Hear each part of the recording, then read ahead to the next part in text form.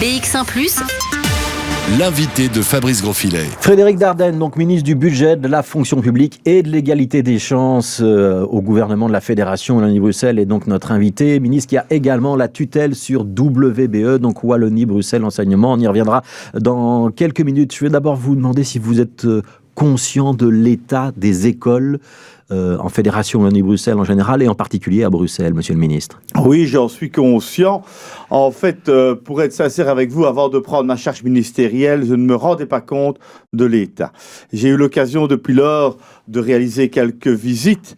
Et d'ailleurs, il y en a encore d'autres qui sont prévues dans le cadre d'une organisation avec le Parlement de la Fédération. Jeudi, vous visiterez des écoles bruxelloises. Il y a tout à fait. Jeudi, nous faisons le tour de Wallonie et de Bruxelles avec un échantillon d'écoles qui ont profité de travaux et d'autres qui nécessiteraient des travaux importants. Je crois que c'est fondamental que chacun se rende compte de l'état de vétusté de certains bâtiments.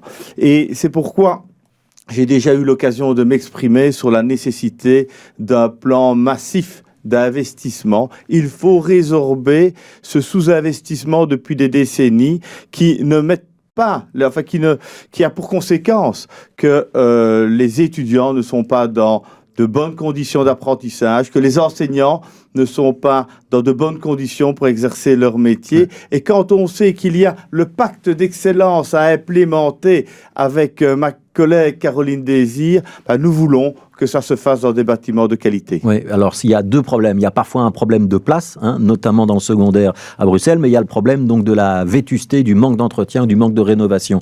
Vous dites qu'il faut un plan massif, ça veut dire que vous l'avez déjà chiffré, on parle de centaines de millions d'euros ? Oui, c'est plus que cela.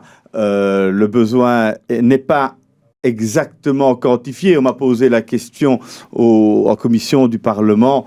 J'ai évoqué un chiffre qui devait dépasser le milliard d'euros. Plus d'1 milliard d'euros pour rénover les écoles, je pense, en Wallonie et à Bruxelles. Je veux faire un travail sérieux. C'est pourquoi je finalise une note au gouvernement, une note méthodologique qui permettra ainsi de rencontrer les enjeux. Et les enjeux sont nombreux. Il y a l'enjeu de la vétusté, il y a l'enjeu du manque de place.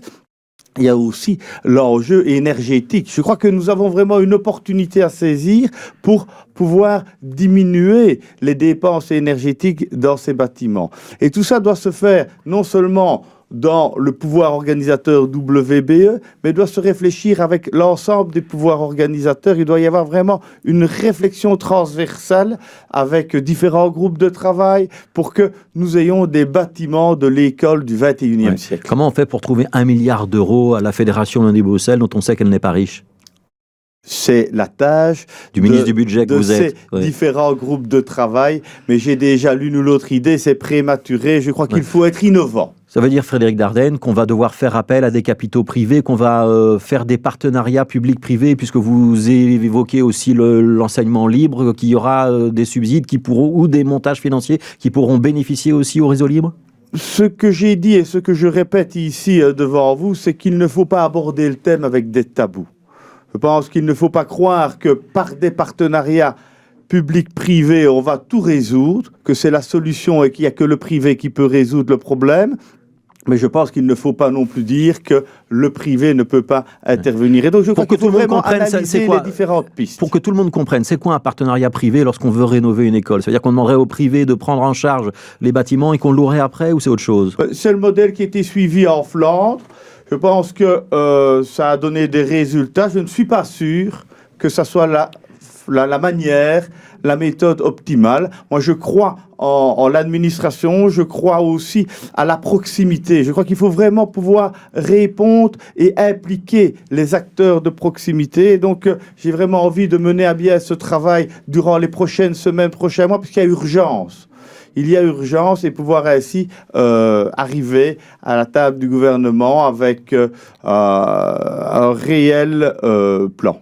Ça veut dire que vous allez travailler peut-être avec la région bruxelloise, la région wallonne sur ce plan? Il faut, tout à fait, il faut les impliquer. Ils le sont déjà à travers ce qu'on appelle les SPAPS, qui ont été mis en place il y a quelques années, et où ils ont repris, en partenariat avec la fédération, une partie des bâtiments. Je crois qu'il faut remettre... Ça, c'est une piste qui pourrait aussi exister. Il faut remettre sur le métier cela et aller plus loin. On sait aussi qu'en termes d'économie d'énergie, d'isolation, les régions jouent un rôle et donc on doit travailler avec les régions. Alors quand même, c'est un plan ambitieux quand on parle de plus d'1 milliard d'euros, comme vous venez de le faire. Est-ce que les élèves qui sont aujourd'hui scolarisés peuvent se dire l'année prochaine, dans 2 ans, ou en tout cas avant la fin de la législature, je vais avoir une école qui sera mieux isolée, plus moderne, peut-être plus propre? Je souhaite en tout cas que les urgences, et elles sont déjà plus ou moins identifiées par l'administration, qu'on puisse y répondre et qu'on puisse être dans le timing que vous évoquez. Ouais, donc pour les urgences, l'année prochaine ou l'année suivante? Je ne dis pas que toutes les écoles vont être rénovées, améliorées, isolées en déant les 2-3 ans, mais en tout cas, les urgences, ça, il faut vraiment pouvoir y répondre avec notamment les urgences rencontrées dans le réseau WBE. Et je me réjouis qu'on puisse avoir très rapidement un administrateur général. On va y revenir. Mais donc les urgences, vous savez combien à Bruxelles il y a d'écoles qui sont considérées comme étant avec des rénovations urgentes? Non, nous n'avons pas encore... Donc il va falloir vous faire revenir dans quelques semaines ou quelques mois pour avoir ces décisions-là. Ça sera avec plaisir. Oui. Alors, vous venez de faire allusion à WBE. Donc, WBE, c'est Wallonie-Bruxelles Enseignement, c'est le réseau officiel de l'enseignement. Alors, aujourd'hui, il y a 2 ministres. Il y a une ministre de l'Éducation, qui est Caroline Désir, qui s'occupe de tout le contenu de l'enseignement. Voilà. Et il y a un ministre qui s'occupe des bâtiments, mais qui a aussi la tutelle sur le réseau Wallonie-Bruxelles Enseignement, c'est Frédéric Dardenne. Est-ce que c'est une bonne idée, une bonne décision d'avoir scindé les programmes, l'encadrement d'un côté, et puis l'organisation, le pouvoir organisateur de l'autre? Je pense que oui. J'ai beaucoup d'espoir dans la mise en place concrète de WBE, donc cet organisme d'intérêt public qui va gérer un pouvoir organisateur important. C'est tous les Athénées, c'est près de 200 000 étudiants. Donc c'est le plus gros pouvoir organisateur. Et je pense que lui permettre d'avoir son autonomie d'organisation, de pouvoir se prendre en main est une opportunité.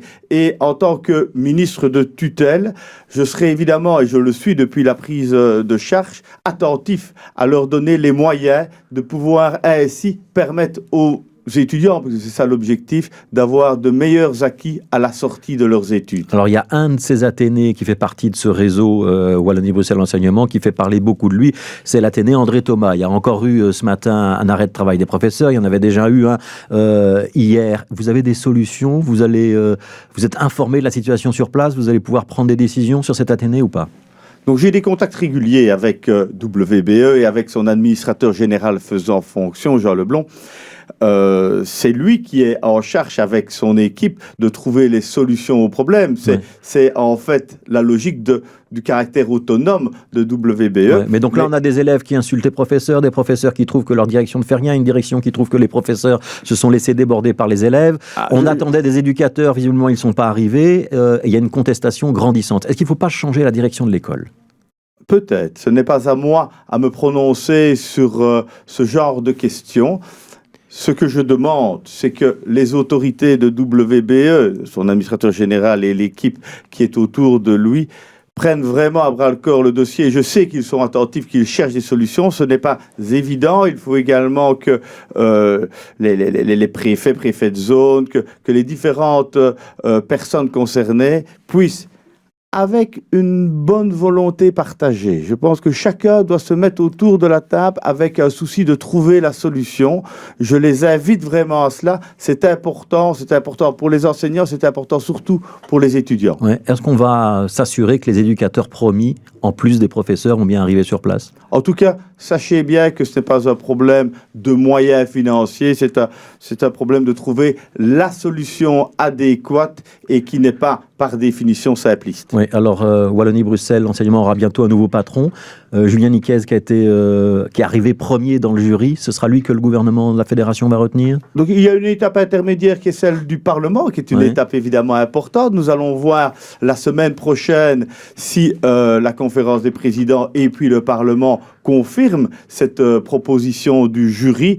Et je pense en effet que c'est un bon candidat. Ouais.